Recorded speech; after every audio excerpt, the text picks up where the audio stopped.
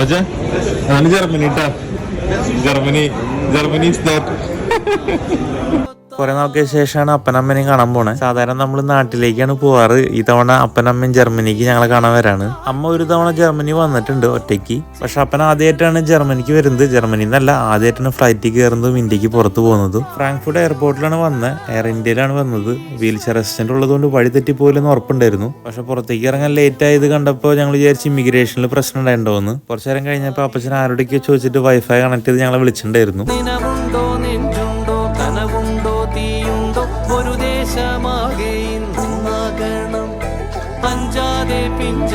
Germany പഠിക്കാൻ വന്ന സമയം തൊട്ടുണ്ടായ ഒരു ആഗ്രഹമായിരുന്നു അപ്പനമ്മനെയും ജർമ്മനി കൊണ്ടുവരണമെന്ന്. അപ്പനമ്മയ്ക്ക് ഏകദേശം 65-68 വയസ്സുണ്ട്. ഇത്തരം കാലയളവിൽ ഞാൻ ഒരിക്കലും ഒരു വെക്കേഷൻ എടുക്കുന്നത് കണ്ടിട്ടില്ല. ആദ്യമായിട്ടാണ് ഇത്രയും വലിയ വെക്കേഷൻ ആഘോഷിക്കാൻ അവർ പോണേ.